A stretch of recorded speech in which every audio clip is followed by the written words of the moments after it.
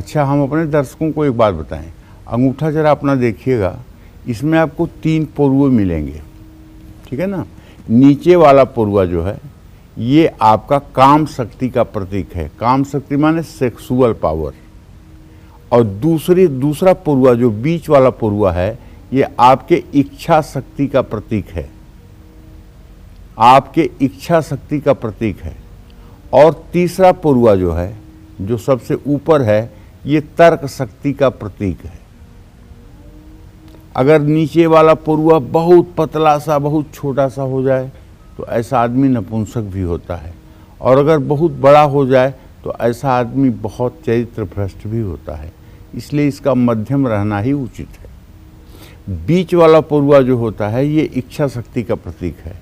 अगर ये ऊपर वाले पोरुए से छोटा है तब तो अच्छी बात है, और अगर ये बड़ा है, ऊपर वाला पोरुआ छोटा है, तो ऐसा आदमी गलत सही जिस काम की इच्छा करेगा उसको प्राप्त करने के लिए गलत सही हर प्रकार के मार्ग अपनाएगा।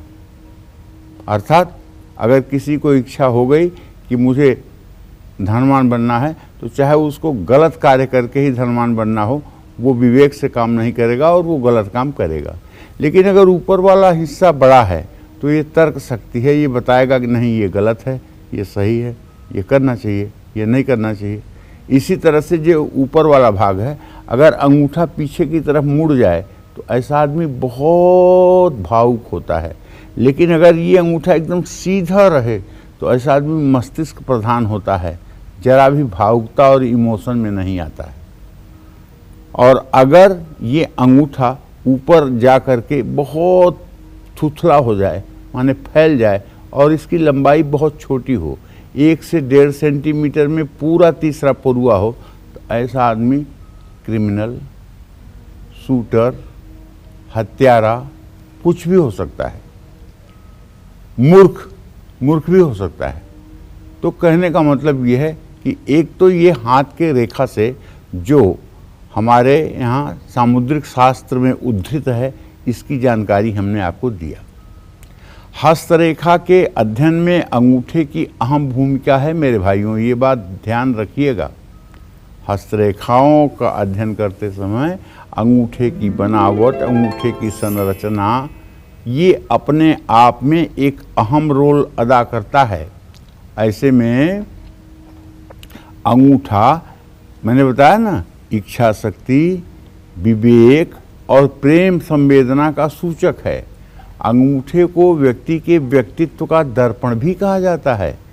हस्त परीक्षण में अंगूठे को आधार मानते हैं।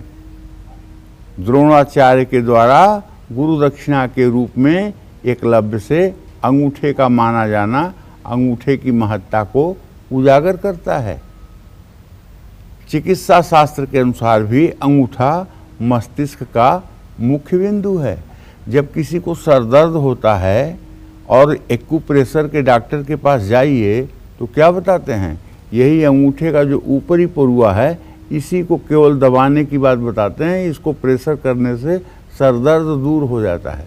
चाहे जितना तेज़ दर्द हो, लेकिन अंगूठे के ऊपरी पोरुओं के अगर 2-2 मिनट दोनों हाथ के पोरुओं को दबाया जाए तो सर दर्द तत्काल ठीक हो जाता है।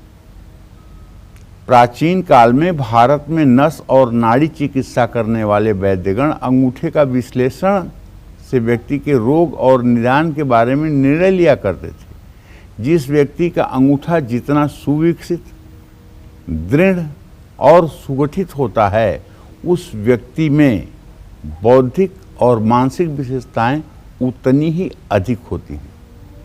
इसके विपरीत मैंने आपको बता ही दिया है कि अंगूठे का छोटा, कमजोर, पतला और अविकसित होना व्यक्ति के बौद्धिक क्षमता और नेतृत्व बल की कमी का सूचक है। तो कहने का आशय ये है कि अंगूठा हमारे जिंदगी का एक अहम रोल अदा करने वाला है। बहुत सी बातें अभी हैं जो अंगूठे के संदर्भ में आपको बतानी हैं, और अगर कुछ खराब है तो इसको ठीक करने का तरीका क्या है, ये सब अपने बुद्धि के अनुसार और शास्त्रों के अध्ययन के अनुसार आपको बताने का प्रयास करूंगा। आप लोग हमारे साथ बने रहिएगा और इस अनूठे ज्ञान को जरूर ध्यान से सुनने की कोशिश करिएगा। जय मां विंध्यवासिनी।